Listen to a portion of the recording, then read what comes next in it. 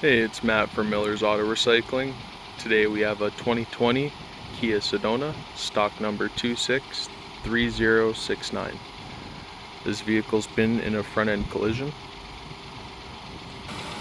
This vehicle comes with the 3.3 liter engine. Everything's running, seems to be running good.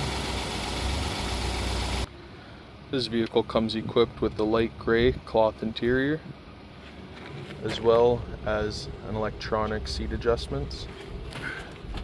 And this engine has 130,377 kilometers. If you'd like to inquire about parts on this vehicle, make sure to contact Miller's Auto Recycling for pricing and availability.